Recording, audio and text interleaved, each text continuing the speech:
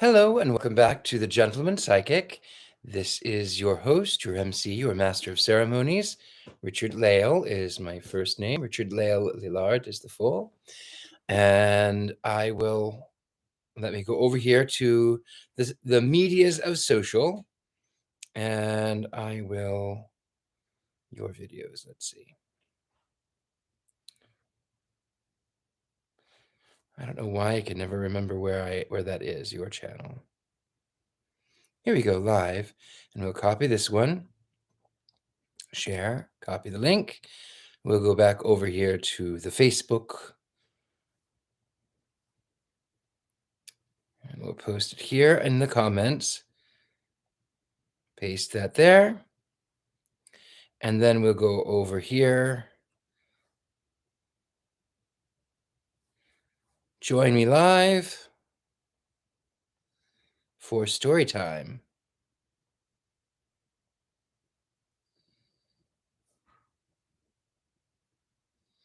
And we paste that and we go live there. And Mary Jane, good evening. John Maxwell, good evening. Christy Cragen, good evening. Lunar Witch Show, good evening. Victoria Share, I hope I said that correctly. Hello. Let us go over here to this one, and we'll go here. One more.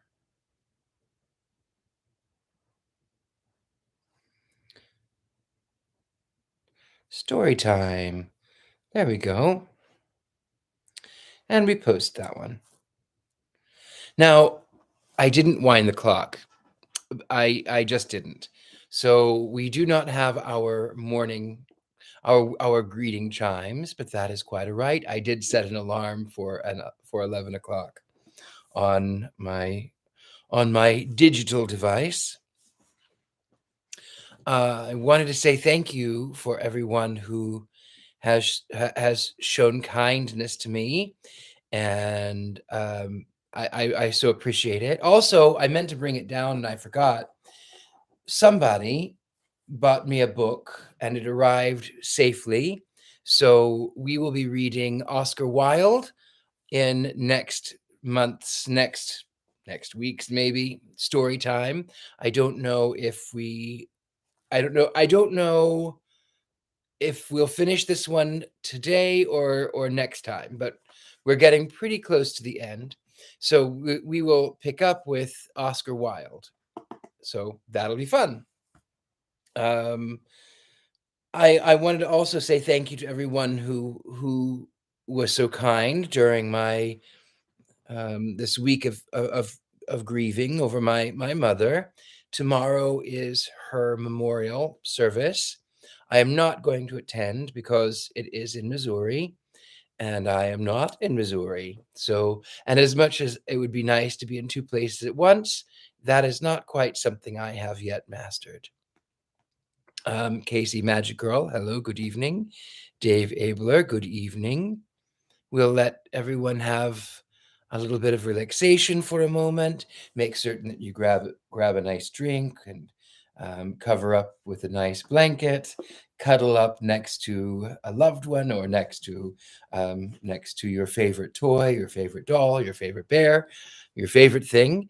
And Vicky Southall, good evening. Lovely to see you. I am so glad to see everyone here. I hope that you've had a wonderful week. Okay, well, ladies and gentlemen, boils and ghouls, and those who remain somewhere in between, without further ado, I am proud to present this week's At the Back of the North Wind.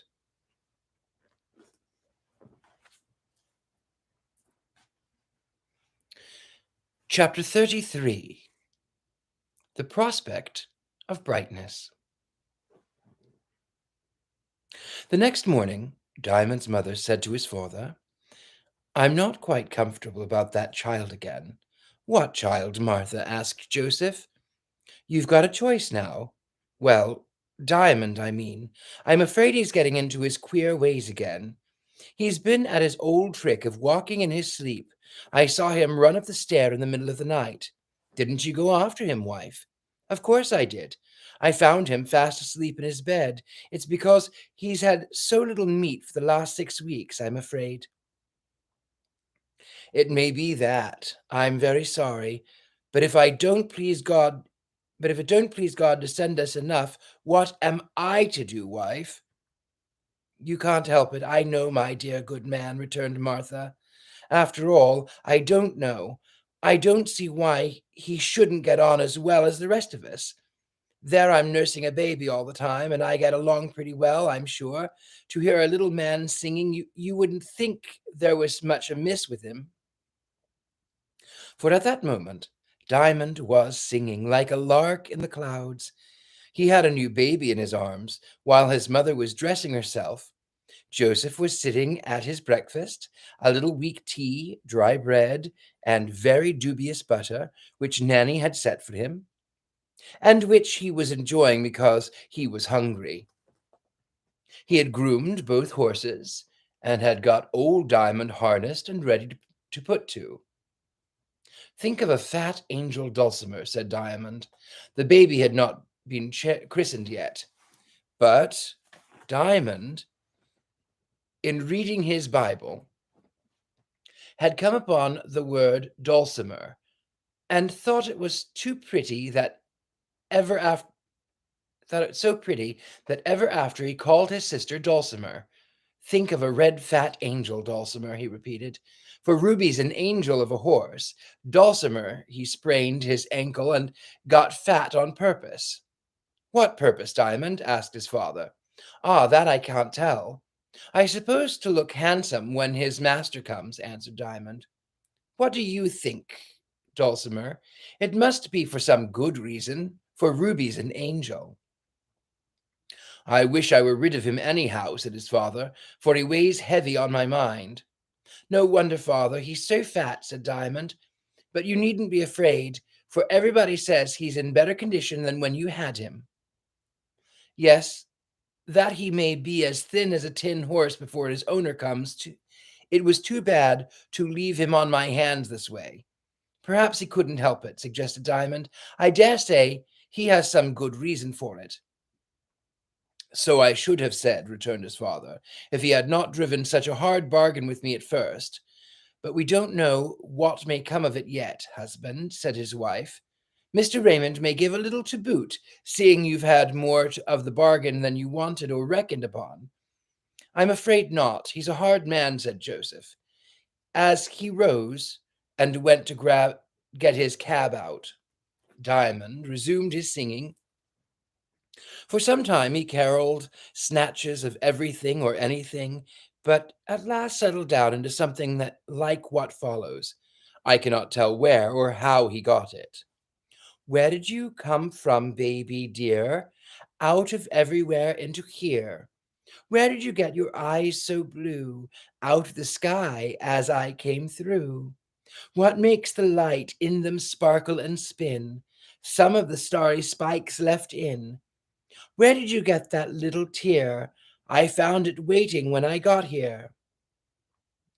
What makes your forehead so smooth and high? A soft hand stroked it as I went by.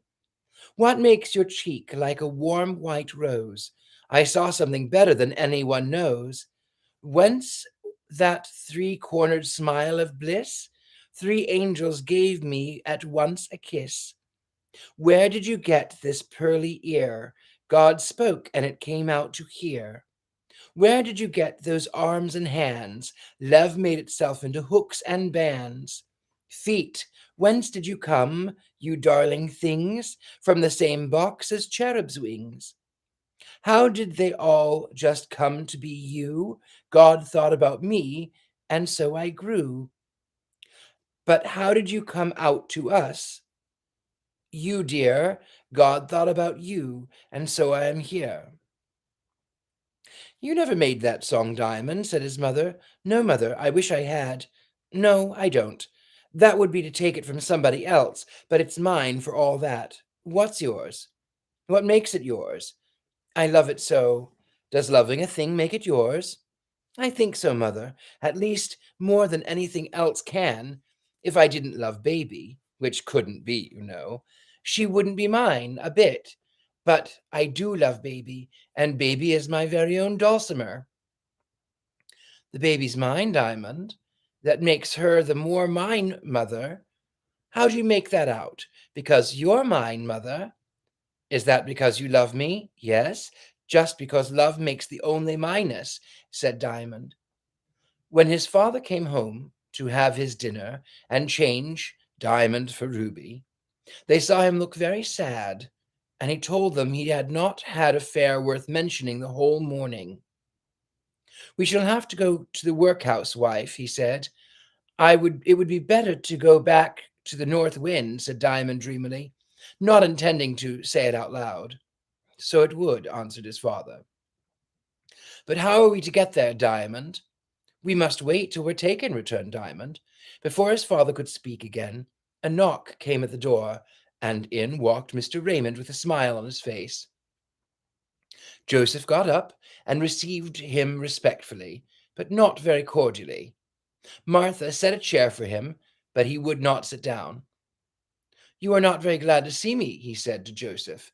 You don't want to part with the old horse? Indeed, sir, you are mistaken there.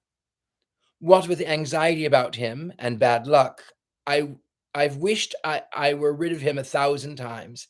It was only to be for 3 months, and here it is eight or 9. I'm sorry to hear such a statement, said Mr. Raymond. Hasn't he been of service to you?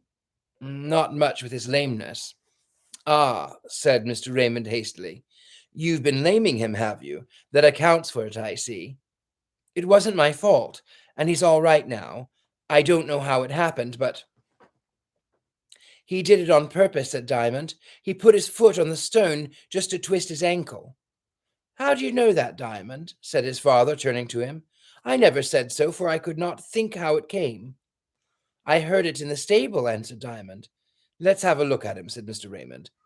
If you'll step into the yard, said Joseph, I'll bring him out. They went, and Joseph, having first taken off his harness, walked Ruby into the middle of the yard.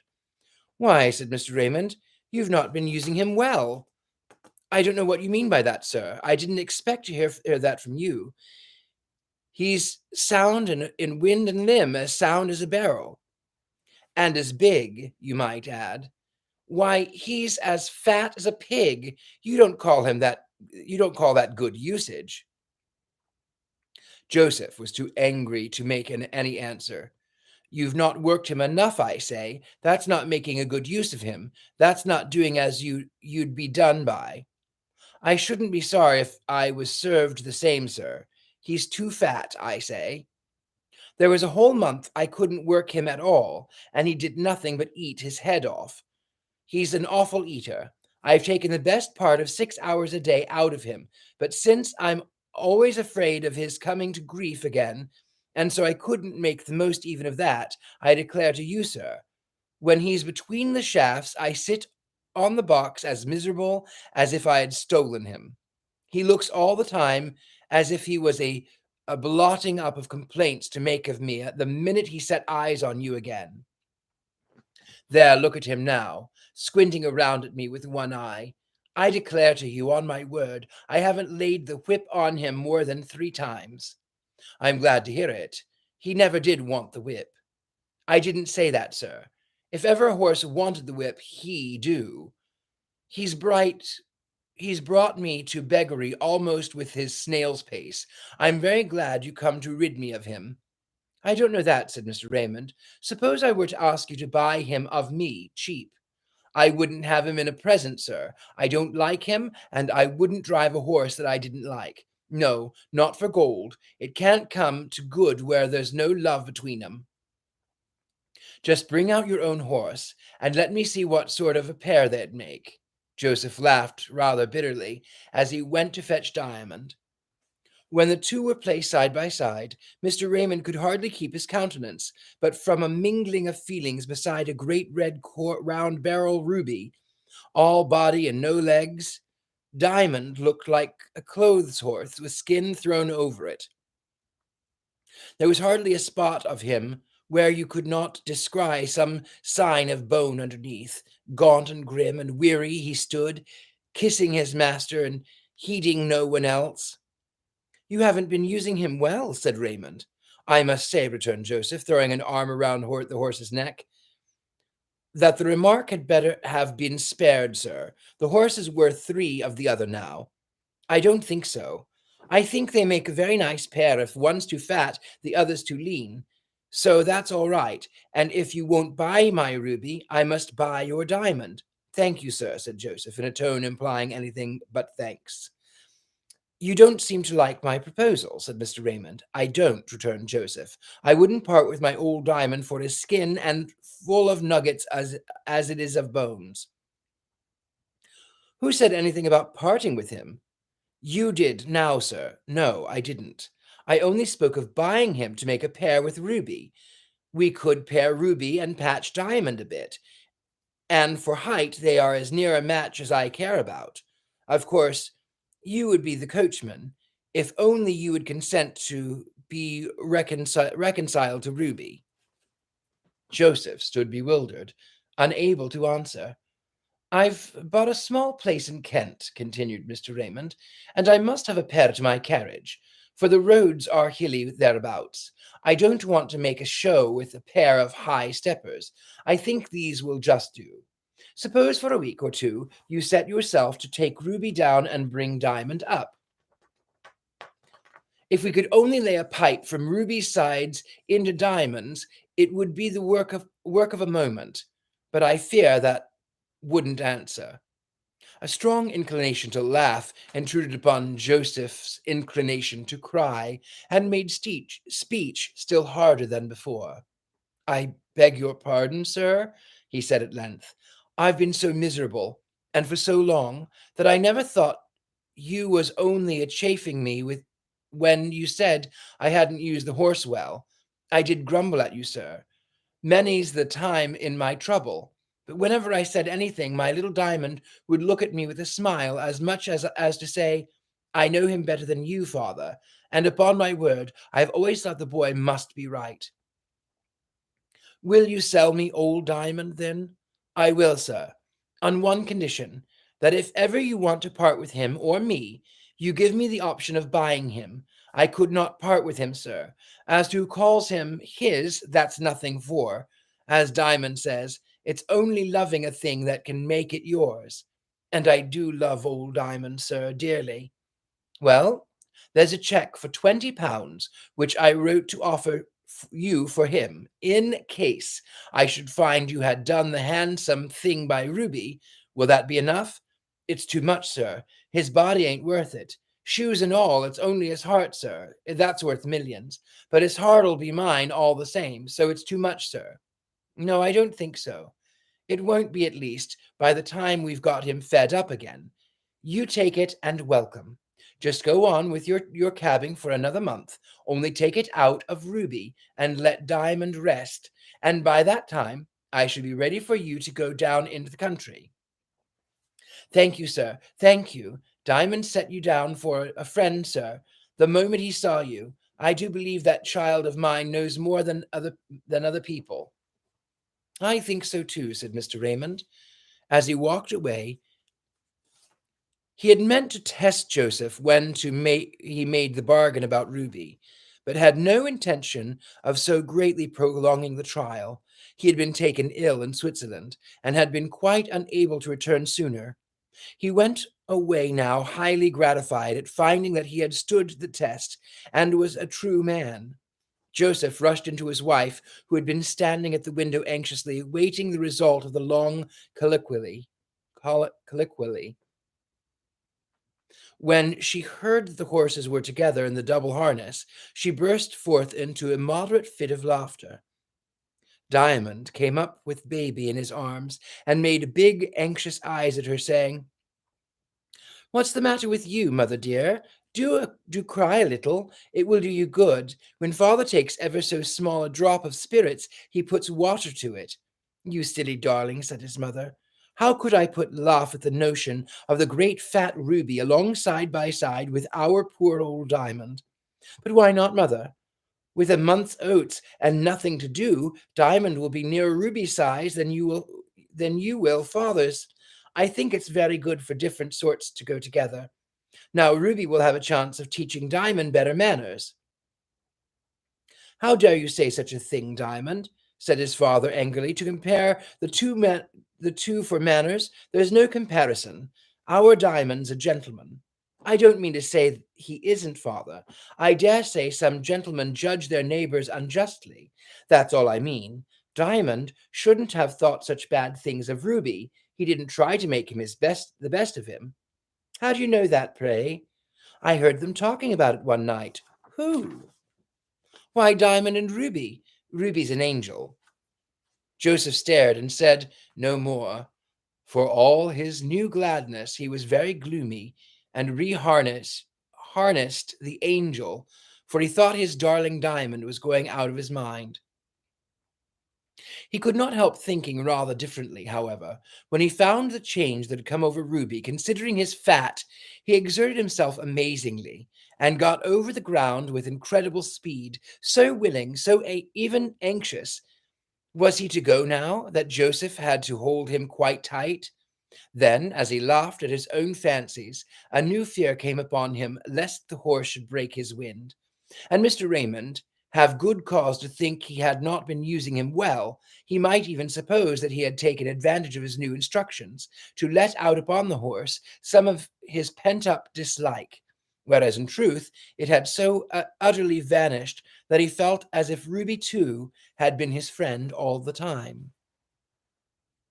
Chapter 34, In the Country.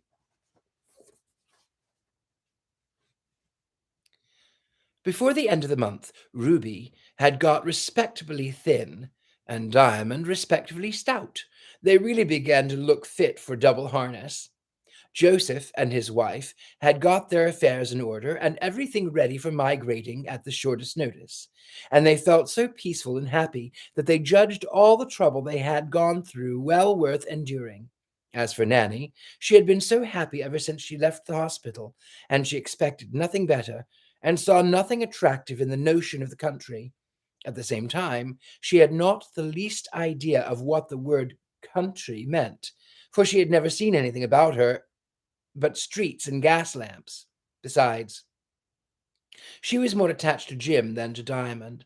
Jim was a reasonable being. Diamond, in her eyes, at best an amiable, overgrown baby, whom no amount of exploitation would ever bring to talk sense, not to say think it. Now that she could manage the baby as well as he, she judged herself altogether his superior. Towards his father and mother, she was all they could wish. Diamond had taken a great deal of pains and trouble to find Jim, and had at last succeeded through the help of the tall policeman, who was glad to renew the acquaintance with the strange child. Jim had moved his quarters, and had not heard of Nanny's illness till some time after she was taken to hospital, where he was too shy to go and inquire about her. But when at length she went to live with Diamond's family, Jim was willing enough to go and see her. It was after one of his visits, during which they had been talking of her new prospects, that Nanny expressed to Diamond her opinion of the country. "There ain't nothing in it but sun and moon, Diamond." "There's trees and flowers," said Diamond. "Well, they ain't no count," returned Nanny. "Ain't they? They're so beautiful, they make you happy to look at them." "That's because you're such a silly." Diamond smiled with a faraway look, as if he were gazing through clouds of green leaves, and the vision contented him. But he was thinking with himself what more he could do for Nanny. And that same evening he went to find Mr. Raymond, for he had heard that he had returned to town. "Ah, how do you do, Mr. Diamond?" said Mr. Raymond. "I'm glad to see you." And he was indeed, for he had grown very fond of him. His opinion of him was very different from Nanny's. "What do you want now, my child?" he asked. "I'm always wanting something, sir," answered Diamond. "Well, that's quite right, so long as what you want is right. Everybody is always wanting something, only we don't mention it in the right place often enough. What is it now?" "There's a friend of Nanny's, a lame boy called Jim." "I've heard of him," said Mr. Raymond. "Well?" Nanny doesn't care much about going to the country, sir. Well, what has that to do with Jim? You couldn't find a corner for Jim to work in, could you, sir?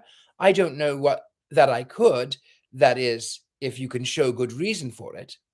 He's a good boy, sir. Well, so much the better for him. I know he can shine boots, sir. So much the better for us.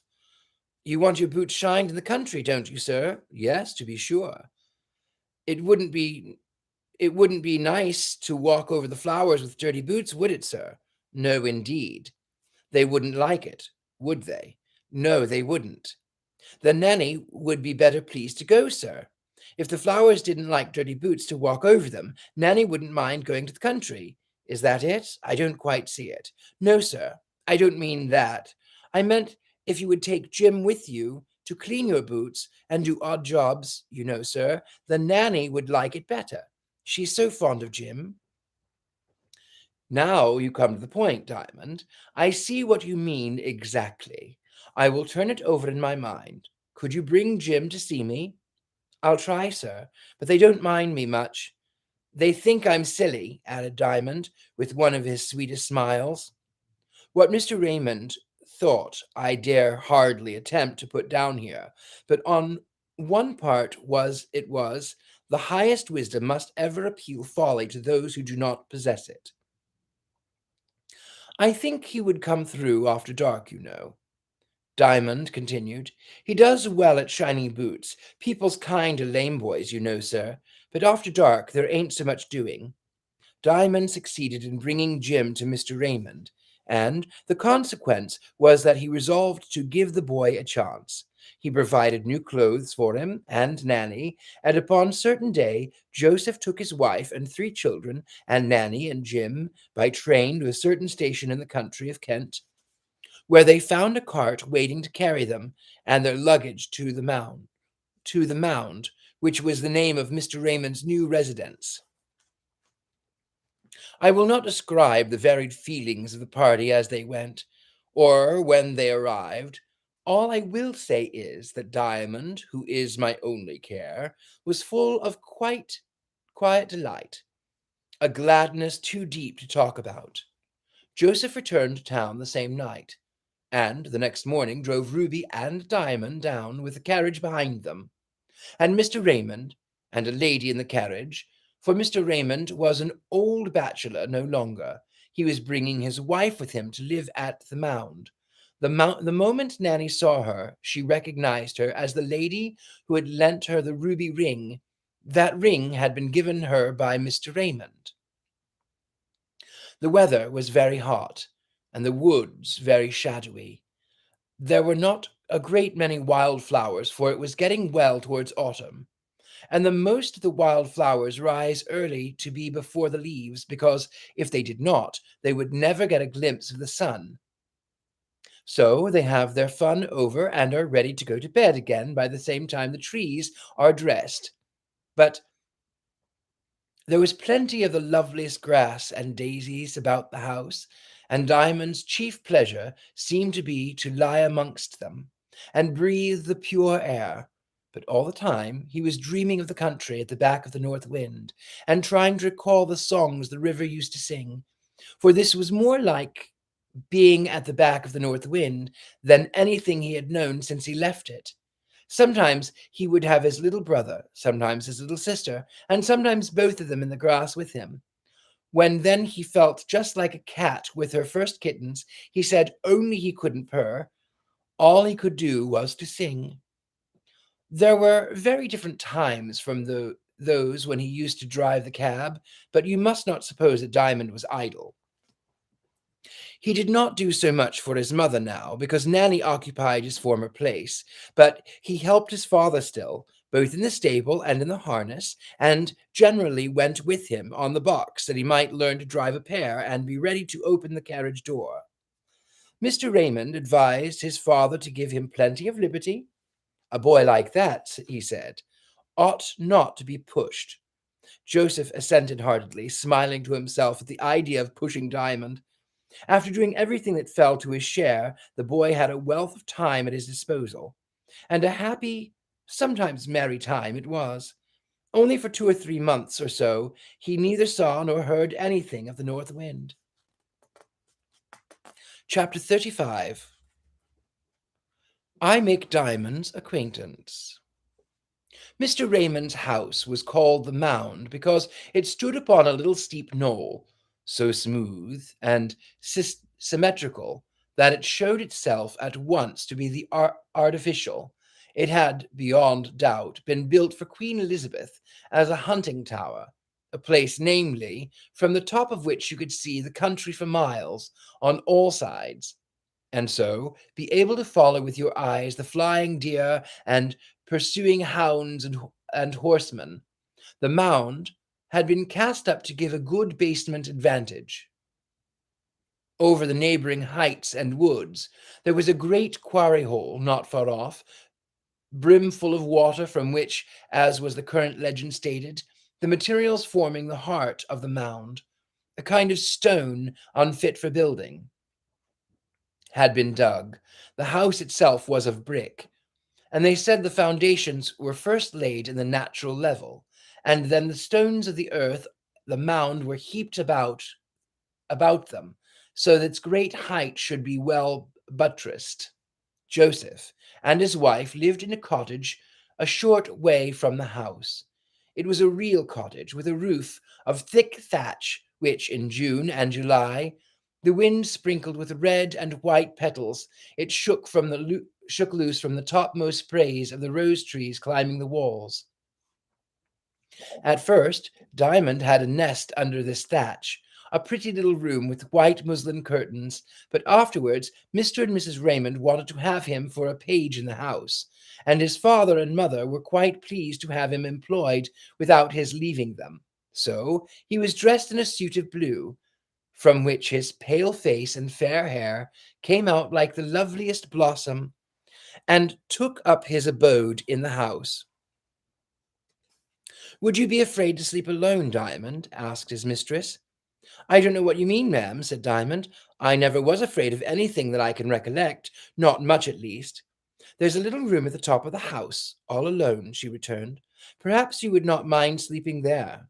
"I can sleep anywhere, and I like best to be high up. Should I be able to see out?" "I will show you the place," she answered, and taking him by the hand, she led him up and up the oval winding stair in one of the two towers. Near the top they entered a tiny little room with two windows from which you could see over the whole country. Diamond clapped his hands with delight. "You would like this room, then, Diamond?" said his mistress. "It's the grandest room in the house," he answered. "I shall be near the stars, and yet not far from the tops of the trees. That's just what I like." I dare say he thought also that it would be nice place for the north wind to call at in passing. But he said nothing of that sort. Below him spread a lake of green leaves, with glimpses of grass here and there at the bottom of it, and looked down. He saw a squirrel appear suddenly, and as suddenly vanish amongst the topmost branches. "Aha, little squirrel," he cried, "my nest is built higher than yours." "You can be up here with your books as much as you like," said his mistress. "I will have a little bell hung at the door, which I can ring when I want you. Halfway down the stair is the drawing room." So Diamond was installed as page, and his new room got ready for him. It was very soon after this that he came to know Diamond. It was very soon after this that I came to know Diamond. I was then a tutor in a family whose estate adjoined the little property belonging to the Mound. I had made the acquaintance of Mr. Raymond in London some time before, and was walking up the drive toward the house to call upon him one fine warm evening, when I saw Diamond for the first time. He was sitting at the foot of a great beech tree, a few yards from the road, with a book on his knees. He did not see me. I walked up behind the tree, and peeping over his shoulder, saw what he was reading, a fairy book. "What are you reading?" I said, and I spoke suddenly, with the hope of seeing a startled little face look round at me. Diamond turned his head as quietly as if he were only obeying his mother's voice, and the calmness of his face rebuked my unkind desire and made me ashamed of it. I am reading the story of the little lady and the goblin prince, said Diamond. I'm sorry, I don't know that story, I returned. Who is it by? Mr. Raymond made it. Is he your uncle? I asked at a guess. No, he's my master. What do you do for him? I asked respectfully. Anything he wishes me to do, he answered. I am busy for him now. He gave me this story to read. He wants my opinion upon it. Don't you find it rather hard to make up your mind? Oh dear, no. Any story always tells me itself that what I am to think about it. Mr. Raymond doesn't want me to say whether it is a clever story or not, but whether I like it and why I like it. I never can tell why they call clever from what they call silly, but I always know whether I like a story or not. And you can always tell why you like it or not? No, very often I can't at all. Sometimes I can. I always know, but I can't always tell why. Mr. Raymond writes the stories and then tries them on me. Mother does the same when she makes jam. She's made such a lot of jam since we came here, and she always makes me taste it to see if it'll do. Mother knows by the face I make whether it will or not. At this moment, I caught sight of 2 or 3 children approaching. One was a handsome girl, the other a pale-faced, awkward-looking boy who limped much on one leg. I withdrew a little to see what would follow, for they seemed in some concentration. After a few hurried words, they went off together, and I pursued my way to the house, where I was kindly received by Mr. and Mrs. Raymond, as I could have desired. From them I learned something of Diamond, and was in consequence the more glad to find him, when I returned seated in the same place as before. What did the boy and girl want with you, Diamond? I asked. They had seen a creature that frightened them, and they came to tell you about it? They could get water out of the well for it, so they wanted me to go with them. They're both bigger than you. Yes, but they were frightened at it.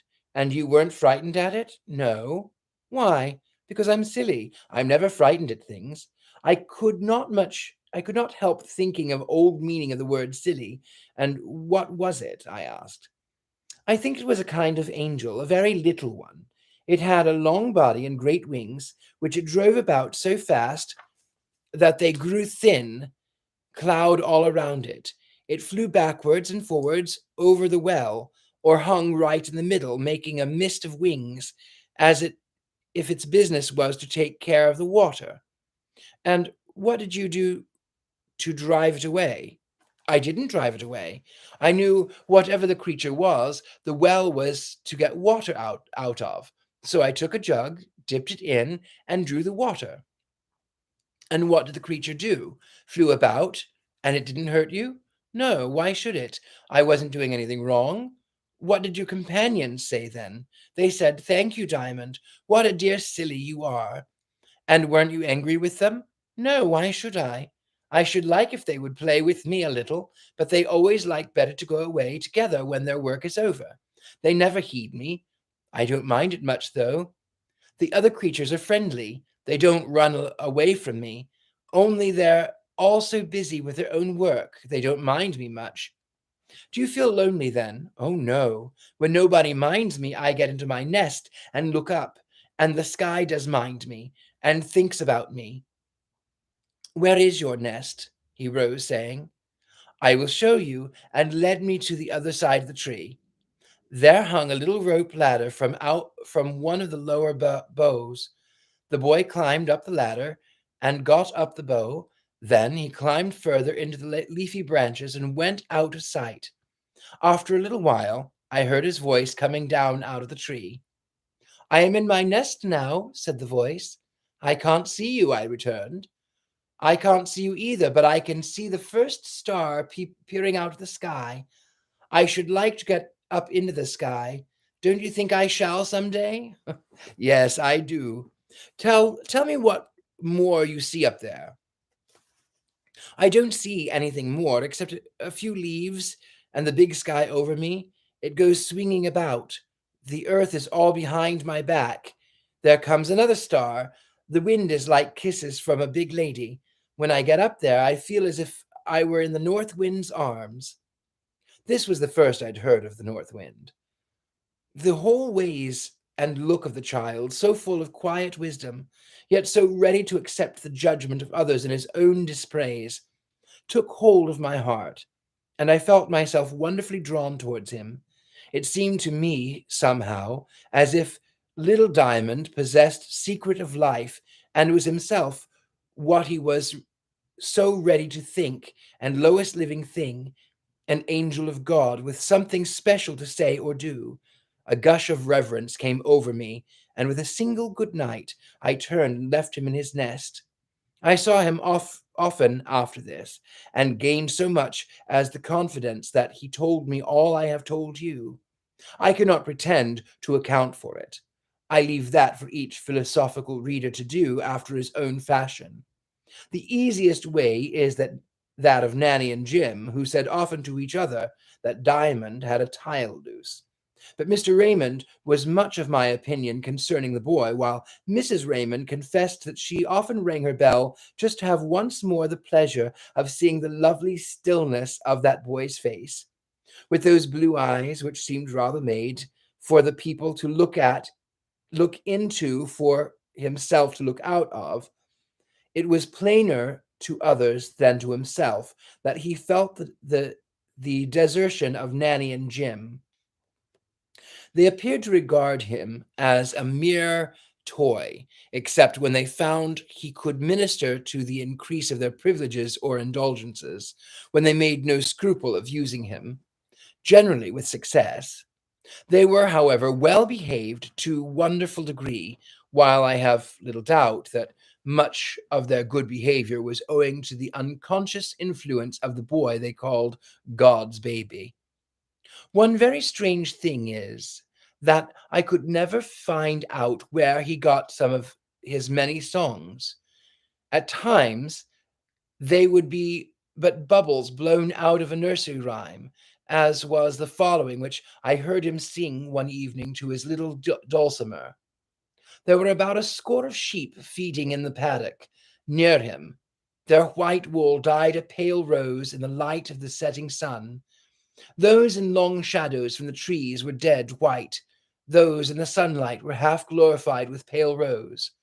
Little Bo Peep has lost her sheep and didn't know where to find them. They were over the height and out of sight, trailing their tails behind them. Little Bo Peep woke out of her sleep, jumped up and set out to find them. The silly things, they've got no wings, and they've left their trails behind them. They've taken their tails, but they've left their trails, and so I shall follow and find them.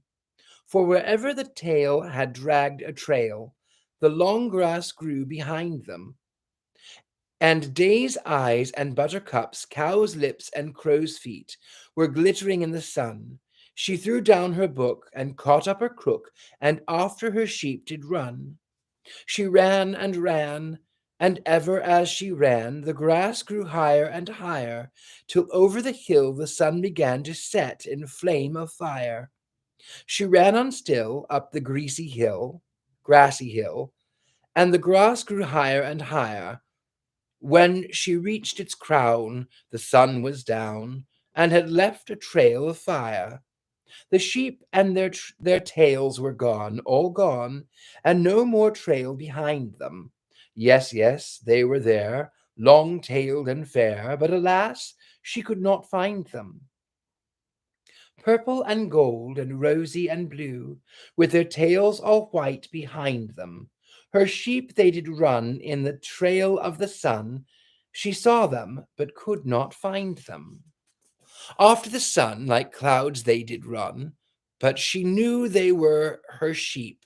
She sat down to cry and look up to the sky, but she cried herself asleep. And as she slept, she dew fell, and as she slept, the dew fell fast, and the wind blew from the sky. And strange things took place that shun the day's face, because they are sweet and shy. Nibble, nibble, crop, she heard as she woke. 100 little lambs did pluck and eat grass so sweet, that grew in the trails of their dams. Little Bo Peep caught up by her crook, and wiped the tears that did blind her, and nibble, nibble, crop, without a stop, the lambs came eating behind her.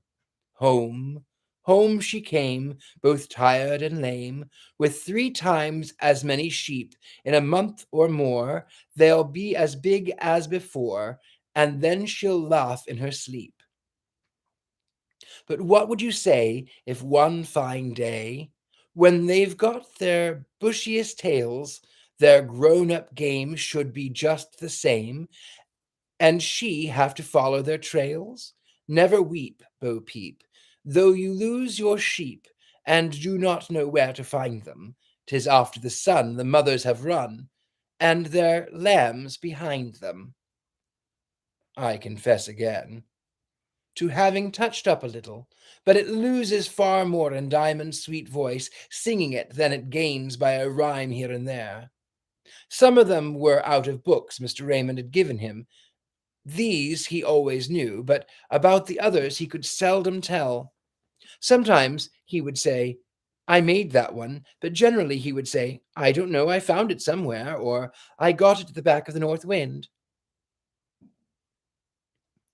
One evening I found him sitting on a grassy slope under the house with his dulcimer in his arms and his little brother rolling on the grass beside them.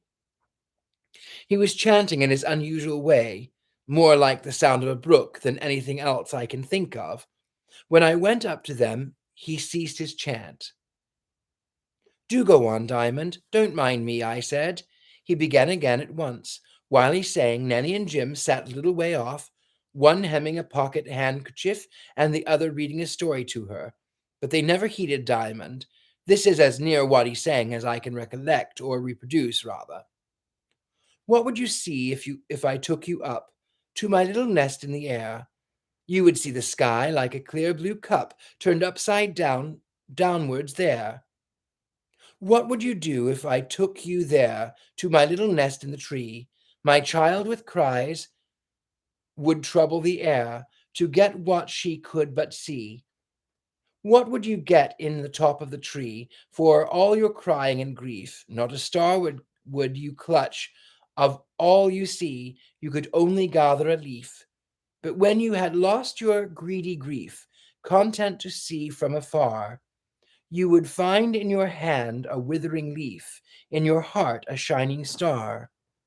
As Diamond went on singing, it grew very dark, and just as he ceased, there came a great flash of lightning that blinded us all for a moment. Dulcimer crowed with pleasure, but when the roar of thunder came after it, the little brother gave a loud cry of terror. Nanny and Jim came running up to us, pale with fear. Diamond's face was paler than usual, but with delight. Some of the glory seemed to have clung to it and remained shining. You are not frightened, are you, Diamond? I said. No, why should I be? He answered with his usual question, looking up in my face with calm, shining eyes. He ain't got sense to be frightened, said Nanny, going up to him and giving him a pity hug. Perhaps there's more sense in not being frightened, Nanny, I returned. Do you think that the lightning can do as it likes? It might kill you, said Jim. Oh, no, it mightn't, said Diamond. As he spoke, there came another great flash and a tearing crack. There's a tree struck, I said, and when we looked round after the blinding of the flash had left our eyes, we saw a huge bough of the beech tree, in which was Diamond's nest, hanging to the ground like a broken wing of a bird. There, cried Nanny, I told you so. If you had been up there, see what could have happened to you, you little silly. No, I don't, said Diamond, and began to sing to Dulcimer. All I could hear of the song of the other children were going on with the chatter was, the clock struck 1, the mouse came down, dickory, dickory, dock. Then there came a blast of wind, and the rain followed in straight pouring lines, as if out of a watering pot. Diamond jumped up with his little Dulcimer in his arms, and Nanny caught up the little boy, and they ran for the cottage. Jim vanished with a double shuffle, and I went into the house. When I came out again to return home, the clouds were gone, and the evening sky glimmered through the trees, blue and pale and green towards the west. I turned my steps a little aside to look at the stricken beech. I saw the bow torn from the stem, and that was all the twilight would allow me to see. While I stood gazing, down from the sky came the sound of singing, but the voice was neither of lark nor of nightingale. It was sweeter than either. It was the voice of Diamond up in his airy nest. The lightning and thunder, they go and they come, but the stars and the stillness are always at home. Then the voice ceased. "Good night, Diamond," said I. "Good night, sir," answered Diamond. As I walked away pondering, I saw a great black top of the beech swaying about against the sky in the upper wind, and heard the murmur of many dim, half-articulate voices filling the solitude around Diamond's nest. We may finish this, we may not. Chapter 31.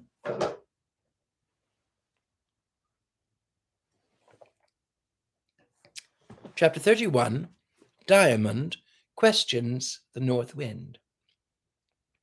My readers will not wonder that, after this, I did my very best to gain the friendship of Diamond, nor did I find this at all difficult. The child was so ready to trust. Upon the subject alone was the reticent, the story of his relations with the north wind. I fancy he could not quite make up his mind what to think of them. At all events, it was some little time before he trusted me with this. Only then he told me everything. If I could not regard it at all in exactly the same light as he did, I was, while guiltless of least persistence, fully sympathetic, and he was satisfied without demanding of me any theory of difficult points involved. I let him see plainly enough that, whatever might be the explanation of the marvelous experience, I would have much given for a similar one myself. On an evening soon after the thunderstorm, in late twilight, with half moon high in the heavens, I came upon Diamond in the act of climbing by his little ladder into the beech tree. "What are you always going up there for, Diamond?" I heard Nanny ask, rather rudely, I thought. "Sometimes for one thing, sometimes for another, Nanny," answered Diamond, looking skywards as he climbed. "You'll break your neck some day," she said. "I'm going up to look at the moon tonight," he added, without heeding her remark. "You'll see the moon just as well down here," she returned. "I don't think so. You'll be no nearer up to her up there."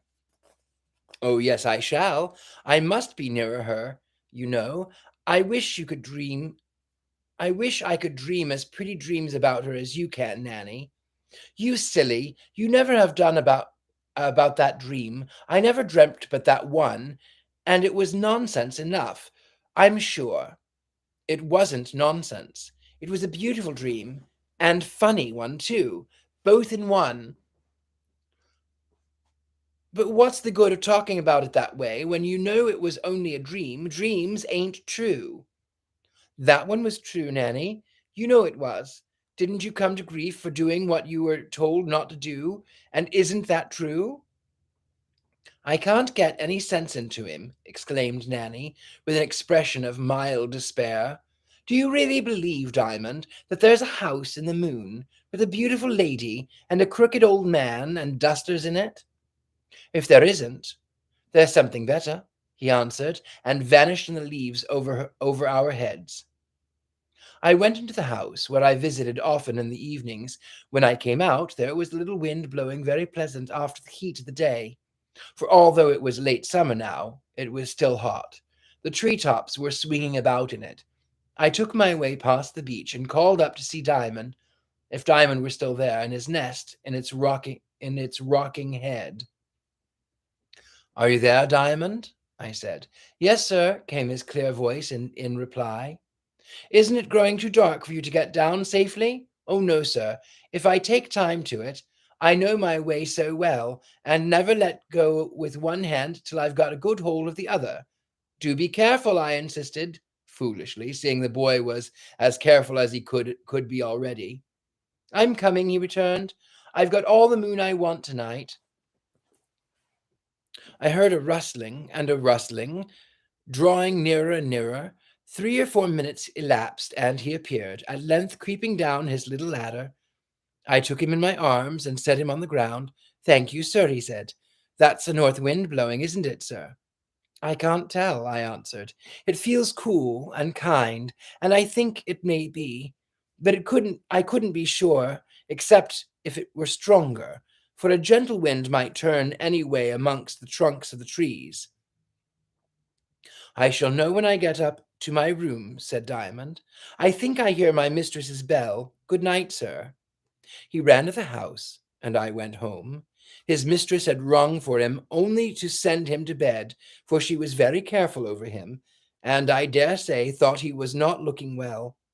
When he reached his own room, he opened both his windows, one of which looked to the north and the other to the east, and to find the wind to find how the wind blew. It blew right in at the northern window. Diamond was very glad, for he thought perhaps North Wind herself would come now. The real North Wind had never blown all the time since he left London.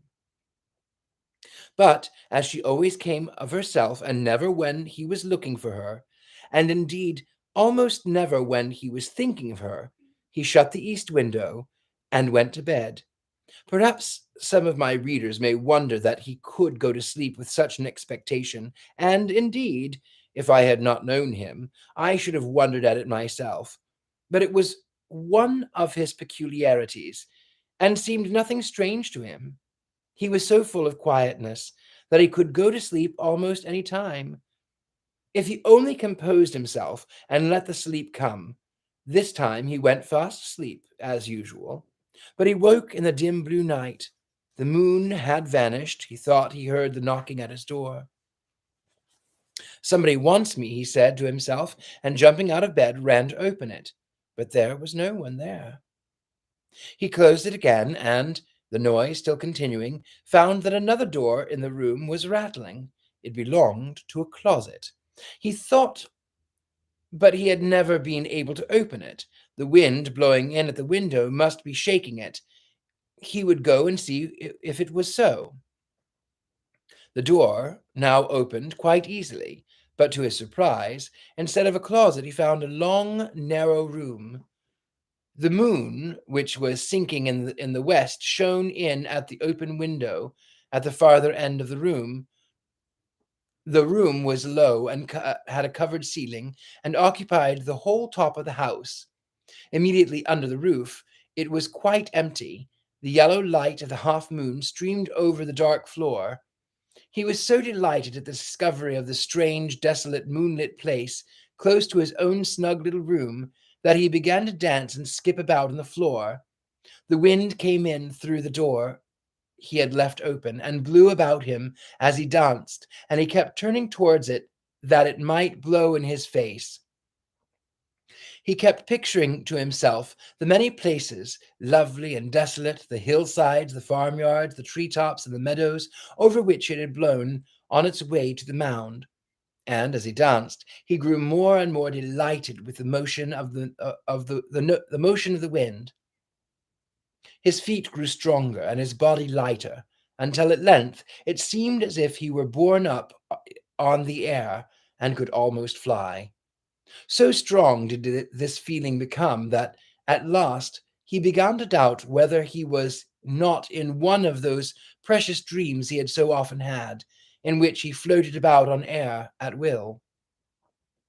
But something made him look up, and to his unspeakable delight he found his uplifted hands lying in those of the North Wind, who was dancing with him round and round the long bare room, her hair now falling onto the floor and filling the arched ceiling, her eyes shining on him like twinkling stars, and the sweetest of grand smiles playing breezily about her beautiful mouth.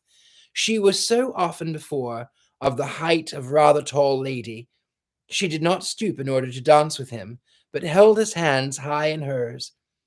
When he saw her, he gave one spring, and his arms were about her neck, and her arms holding him to her bosom. The same moment she swept him with him through the open window in at which the moon was shining, made a circuit like a bird about a, oh, we'll keep going. About the bosom. At the same moment, she swept with him through the open window, in at which the moon was shining, made a circuit like a bird about to alight, and settled with him in his nest on the top of the great beech tree. There she placed him on her lap and began to hush him as if he were her own baby. And Diamond was so entirely happy that he did not care to speak a word.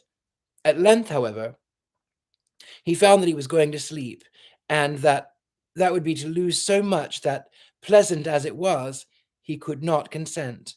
"Please, dear North Wind," he said, "I'm so happy that I'm afraid it's a dream. How am I to know that it's not a dream?" "What does it matter?" returned the North Wind. "I should cry," said Diamond. "But why should you cry? The dream, if it is a dream, is a pleasant one, is it not? That's just why I want it to be true. Have you forgotten what you said to Nanny about her dream?" "It's not for the dream itself, I mean. It's not for the pleasure of it," answered Diamond, "for I have that, whether it be a dream or not. It's for you, North Wind. I can't bear to find it a dream, because then I should lose you. You you would be nobody then, and I could not bear that. You ain't a dream, are you, dear North Wind? Do say no, else I shall cry, and come awake, and you'll be gone forever. I daren't dream about you once again if you ain't anybody." "I'm either not a dream, or there's something better that's not a dream, Diamond," said North Wind, in a rather sorrowful tone, he thought. "But it's not something better. It's you I want, North Wind," he persisted, already beginning to cry a little. She made no answer, rose with him in her arms, and sailed away over the tree-tops till they came to a meadow where a flock of sheep was feeding. "Do you remember that song you were singing a week ago about Bo Peep? How she lost her sheep, but got twice as many lambs?" asked North Wind, sitting down on the grass and placing him in her lap as before.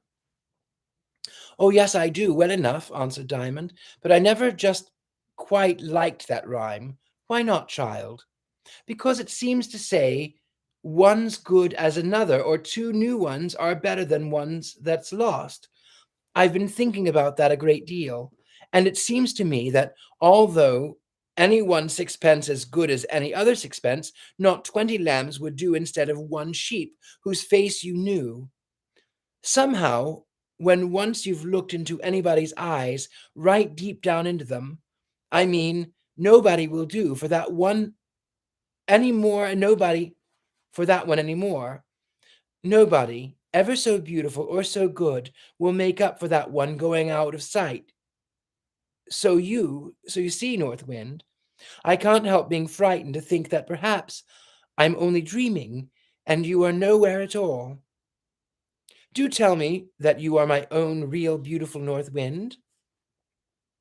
Again she rose and shot herself into the air, if uneasy became because she could not answer him, and Diamond lay quiet in her arms, waiting for what she would say. He tried to see up into her face, and he was dreadfully afraid she was not answering him because she could not say that she was not a dream, but she had let her hair fall all over her face so that he could not see it. This frightened him still more. "Do speak, North Wind," he said at last. "I never speak when I have nothing to say," she replied. "Then I do think you must be a real North Wind, and no dream," said Diamond. "But I'm looking for something to say all the time. But I don't want you to say what's hard to find. If you were to say one word to comfort me that isn't true, then I should know you must be a dream, for a great beautiful lady like you could never tell a lie." "But she might know how to say what she had to say, so that a little boy like you would understand it," said the North Wind. "Here, let us get down again, and I will try to tell you what I think. You mustn't suppose I'm able to answer all your questions. There are a great many things I don't understand more than you." She descended on the grassy hillock in the midst of the wild furzy common. There was a rabbit warren underneath of some of the rabbits, came out of the holes, and in the moonlight, looking very sober. Oh, sorry, my eyes are. That one was getting to me.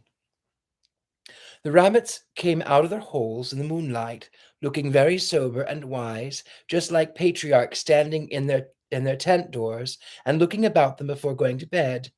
When they saw the north wind, instead of turning round and vanishing again with a lump of their heels, they cantered slowly up to her and snuffed all about her with their long upper lips, which moved every way at once. That was their way of kissing her, and as she talked to Diamond, she would very now and then stroke down their furry backs or lift and play with their long ears. They would, Diamond thought, have leaped upon her lap, but that he was there already. "I think," said she, after they had been sitting silent for a while, "that if I were only a dream, you would not have been able to love me so. You love me when you are not with me, don't you?" "Indeed I do," answered Diamond, stroking her hand. "I see, I see. How could I be able to love you as I do if you weren't there at all, you know? Besides, I couldn't be able to dream of anything half so beautiful all out of my own head, or if I did, I couldn't love a fancy of my own like that, could I? I think not. You might have loved me in a dream, dreamily, and forgotten me when you woke, I dare say, but not loved me like a real being as you love me. Even then, I don't think you could dream anything that hadn't something real like it somewhere. But you've seen me in many shapes, Diamond. You remember I was a wolf once, don't you?" "Oh, yes, a good wolf that frightened a naughty drunken nurse. Well, suppose I were to turn ugly, would you rather I weren't a dream then?" "Yes, for sure. I should know that you were beautiful inside, all the same. You would love me, and I should love you all the same. I shouldn't like you to look ugly, you know, but I shouldn't believe it a bit." "Not if you saw it?" "No, not if I saw it ever so plain." "There's my Diamond. I will tell you all I know about it then. I don't think I am just what you fancy me to be. I have to shape myself various ways to various people, but the heart of me is true. People call me by dreadful names and think they know all about me, but they don't. Sometimes they call me bad fortune, sometimes evil chance, sometimes ruin, and they have another name for me which they think the most dreadful of all." "What's that?" asked Diamond, smiling up in her face. "I won't tell you that name. Do you remember having to go through me to get into the country at my back?" "Oh, yes, I do. How cold you were, North Wind, and so white, all about your lovely eyes. My heart grows like a lump of ice, and then I forget for a while. You were very near knowing what they call me then. Would you be afraid of me if you had to go through me again?" "No. Why should I? Indeed, I should be glad enough it was only to get another peep out of the country at your back." "You've never seen it yet." "Haven't I, North Wind?" "Oh, I'm sorry. I thought I had. What did I see then?" "Only a picture of it. The real country at my real back is ever so much more beautiful than that. You shall see it one day, perhaps before long. Do they sing songs there? Don't you remember the dream you had about the little boys that dug for the stars?" "Yes, that I do. I thought you must have had something to do with that dream. It was so beautiful." "Yes, I gave you that dream." "Oh, thank you. Did you give Nanny her dream too about the moon and the bees?" "Yes, I was the lady that sat in the window of the moon." "Oh, thank you. I was almost sure you had something to do with that too. And did you tell Mr. Raymond the story about the Princess Daylight?" "I believe I had something to do with that. At all events, he thought about it one night when he couldn't sleep. But I want to ask you whether you remember the song the boy angels sang in your dreams." "No, I couldn't keep it. Do what I would, and I did try. That was my fault." "How could that be, North Wind?" "Because I didn't know it properly myself, and so I couldn't teach it to you. I could only make a rough guess at something like that it would be, and so I wasn't able to make you dream it hard enough to remember it, nor would I have done so if I could, for it was not correct. I made you dream pictures of it, though, but you will hear the very song itself when you do get to the back of my own dear North Wind, said Diamond, finishing the sentence for her and kissing the arm that held him leaning against her. And now we've settled all this, for the time at least, said North Wind. But I can't feel quite sure yet, said Diamond.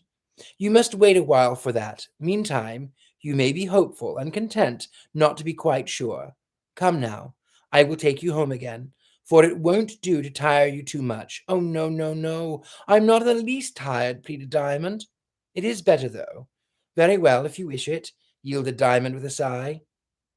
You're a very dear good boy, said North Wind. I will come for you again tomorrow night and take you out for a longer time. We shall make a little journey together. In fact, we shall start earlier, and as the moon will be later, we shall have a little moonlight all the way. She rose and swept over the meadows and the trees. In a few moments, the mound appeared below them. She sank a little and floated in at the window of Diamond's room. There she laid him on his bed, covered him, and in a moment he was lapped in her dreamless sleep. Let's see. Should we go on? I think we only have. Should we go on? Should we end there and then continue and then start a new book next week as well? I'll let you answer that one. Let's see if anyone has. Should we continue? Taking a poll now. Go ahead and type it in the comments, if you will.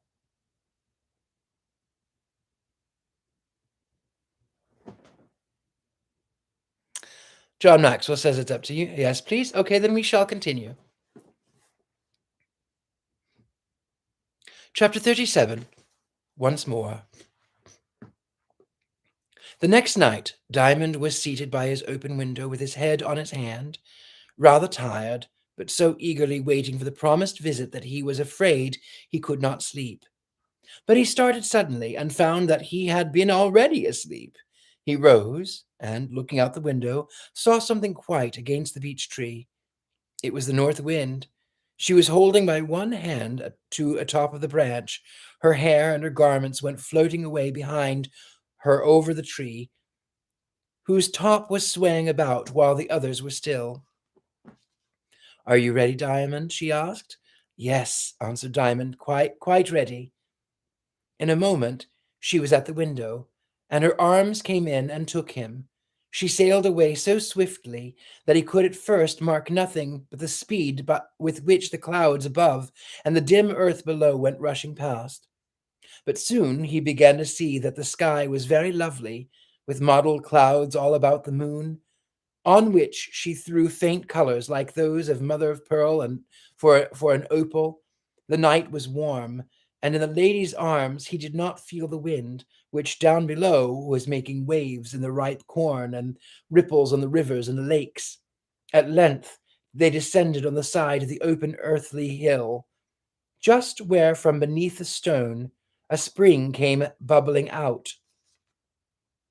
I'm going to take you along this little brook, said North Wind. I'm not wanted for anything else tonight, so I can give you a treat. She stooped over the stream and, holding Diamond down close to the surface of it, glided along the level with its flow as it ran down the hill. And the song of the brook came up into Diamond's ears and grew and changed with every turn. It seemed to Diamond to be singing the story of its life to him. And it was. So it began with a musical tinkle, which changed to a babble and then to a gentle rushing. Sometimes its song would almost cease and then break out again, tinkle, babble, and rush all at once. At the bottom of the hill, they came to a small river, into which the brook flowed with a muffled but merry sound. Along the surface of the river, darkly clear below them in the moonlight, they floated now, where it widened out into the little lake. They would, however, over the, hover for a moment over the bed of water lilies and watch them swing about, folded in sleep, as the water on which they leaned swayed in the presence of the north wind. And now they would watch the fishes asleep among their roots below. Sometimes they would hold Diamond over the deep hollow curving into the bank, that he might look far into the cool stillness. Sometimes she would leave the river and sweep across the clover field. The bees were all at home, and the clover was asleep. Then she would return and follow the river. It grew wider and wider as it went. Now the armies of the wheat and oats would hang over its rush from the opposite banks. Now the willows would dip low branches in its still waters, and now it would lead them through stately trees and grassy banks into a lovely garden where the roses and lilies were asleep, the tender flowers quite folded up, and only a few wide awake, the sending out their life in sweet strong odors. Wider and wider grew the stream, until they came upon boats lying along its banks, which rocked a little in the flutter of the north wind's garments. Then came houses on the banks, each standing in a lovely lawn with grand trees. In the parts river was so high that some of the grass and the roots, and some of the trees under the water, and Diamond, as they glided through between the stems, could see the grass at the bottom of the water. Then they would leave the river and float about and over the houses, one after another, beautiful, rich houses, which, like fine trees, had taken centuries to grow. There was scarcely a light to be seen, and not a movement to be heard. All the people in them lay fast asleep. What a lot of dreams they must be dreaming, said Diamond. Yes, returned the North Wind. They can't surely be all lies, can they? I should think it depends a little on who dreams them, suggested Diamond. Yes, said the North Wind. The people who think lies and do lies are very likely to dream lies, but the people who love what is true will surely know and then dream true things. But then something depends on whether the dreams are homegrown or whether the seed of them is blown over somebody else's garden wall. Ah, there's someone awake in this house. They were floating past a window in which a light was burning. Diamond heard a moan and looked up anxiously in the North Wind's face. It's a lady, said North Wind. She can't sleep for pain. Couldn't you do something for her? Said Diamond. No, I can't, but you could. What could I do? Sing a little song to her. She wouldn't hear me. I will take you in, and then she will hear you. But that would be rude, wouldn't it? You can go anywhere you please, of course, but I should have no business in her room. You may trust me, Diamond. I shall take as good care of the lady as you. The window is open. Come. By a shaded lamp, a lady was seated in a white wrapper, trying to read, but moaning every minute. North Wind floated behind her chair, sat Diamond down, and told him to sing something. He was a little frightened, but thought for a while, and then sang, The sun is going down, and the moon is in the sky, but the sun will come up, and the moon be laid by. The flower is asleep, but it is not dead. When the morning shines, it will lift its head. When winter comes, it will die. No, no, it will only hide from the frost and the snow. Sure is the summer, sure is the sun. The night and the winter are shadows that run. The lady never lifted her eyes from her book, of her head from her hand, or her head from her hand. As soon as Diamond had finished, North Wind lifted him and carried him away. Didn't the lady hear me? Asked Diamond, when they were once more floating down with the river. Oh, yes. She heard you, answered the North Wind. Was she frightened then? Oh, no. Why didn't she look to see who it was? She didn't know you were there. You could see, you could, how could she hear me then? She didn't hear you with her ears. What did she hear me with? With her heart. Where did she think the words came from? She thought they came out of the book she was reading. She will search all through it tomorrow to find them and won't be able to understand it at all." "Oh, what fun!" said Diamond. "What will she do?" "I can tell you what she won't do. She'll never forget the meaning of them, and she'll never be able to remember the words of them. If she sees them in Mr. Raymond's book, it will puzzle her, won't it? Yes, that it will. She will never be able to understand it." "Until she gets to the back of the north wind," suggested Diamond. "Until she gets to the back of the north wind," assented the lady. "Oh!" cried Diamond, "I know where we are. Oh, do let me go into the old garden, and into mother's room, and Diamond's stall. I wonder if the hole is at the back of my bed still. I should like to stay there all the rest of the night. It won't take you that long to get home from here, will it, North Wind?" "No," she answered. "You shall stay as long as you like." "How jolly!" cried Diamond, as North Wind sailed over the house with him, and set him down on the lawn at the back. Diamond ran about the lawn for a little while in the moonlight. He found part of it cut up into flower beds, and little summer house with coloured glass, and the great elm tree gone. He did not like this, and ran to the stable where there were no horses there at all. He ran upstairs. The rooms were empty. The only thing left that he cared about was the hole in the wall where his little bed had stood, and that was not enough to make him wish to stop. He ran down the stair again, and out upon the lawn. There he threw himself down and began to cry. It was all so dreary and lost. "I thought I liked this place so much," said Diamond to himself, "but I find I don't care about it. I suppose it's only the people in it that make you like a place, and when they're gone, it's dead, and you don't care a bit about it. North Wind told me I might stop as long as I liked, and I've stopped longer already. North Wind," he cried aloud, turning his face towards the sky. The moon was under a cloud, and all was looking dull and dismal. A star shot from the sky and fell in the grass beside him. The moment it lighted, there stood North Wind. "Oh!" cried Diamond joyfully. "Were you the shooting star?" "Yes, my child." "Did you hear me call you then?" "Yes." "So high up as that?" "Yes, I heard you quite well." "Do take me home." "Have you had enough of your old home already?" "Yes, more than enough. It isn't a home now at all. I thought that it would be. I thought that would be it," said North Wind. "Everything dreaming and all has got a soul in it, or else it's worth nothing, and we don't care a bit about it.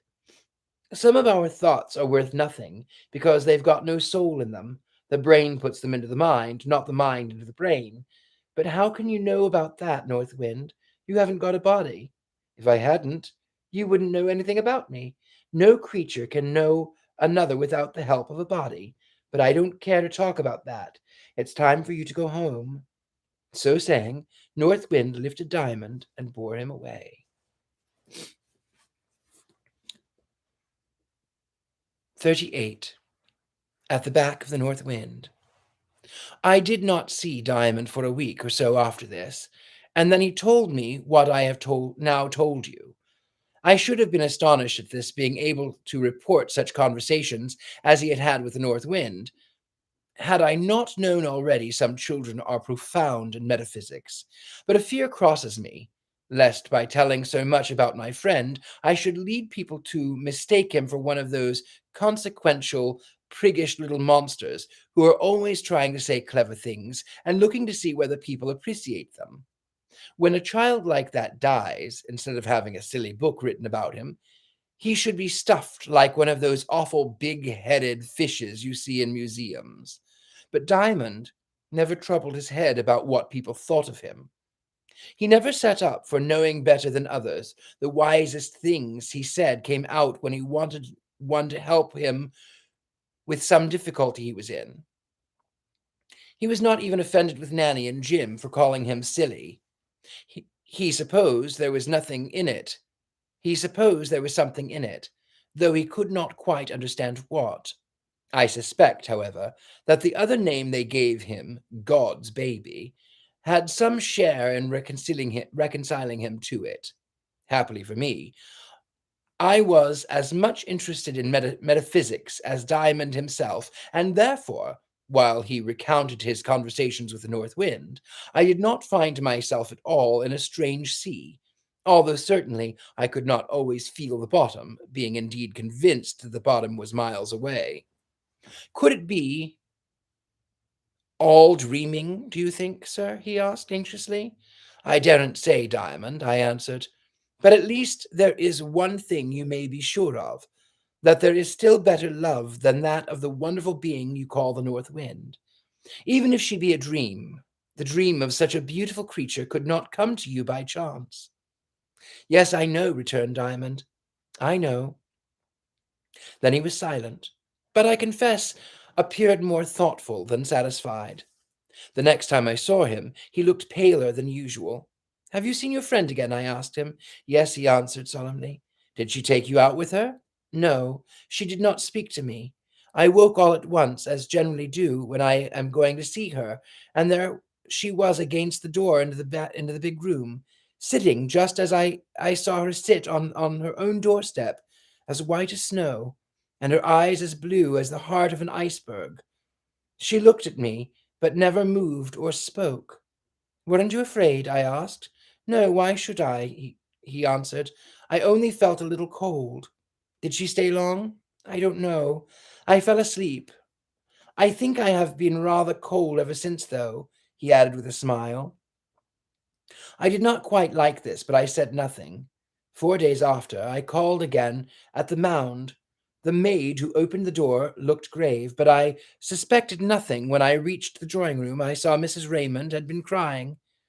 Haven't you heard? She said, seeing my questioning looks. I've heard nothing, I answered. This morning,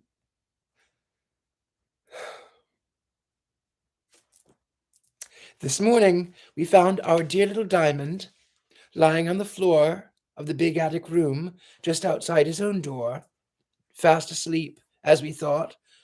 But when we looked at him, he did not think we did not think he was asleep. We saw that here the kind-hearted lady broke out crying afresh.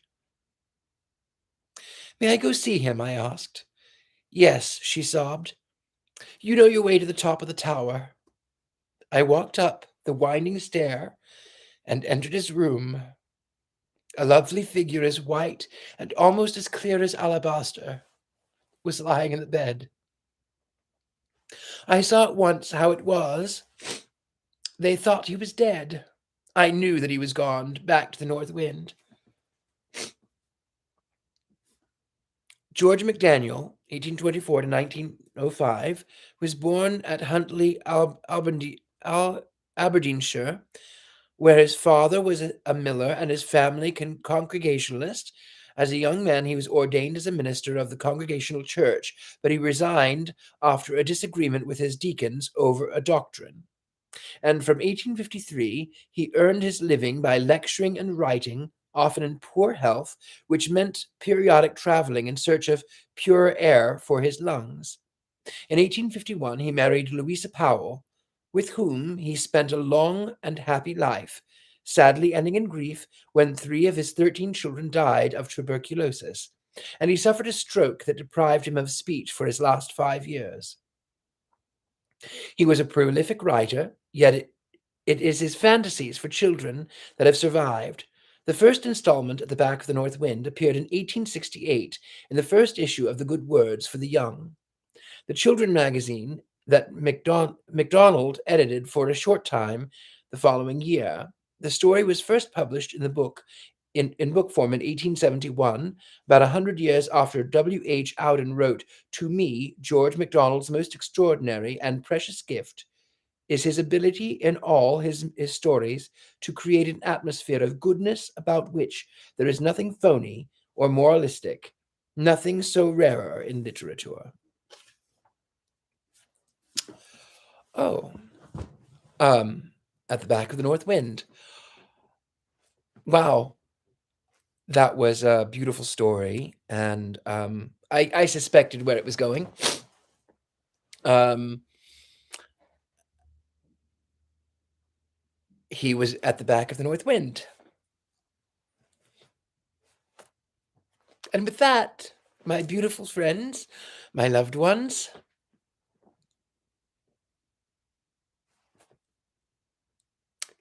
thank you for being here. Wow.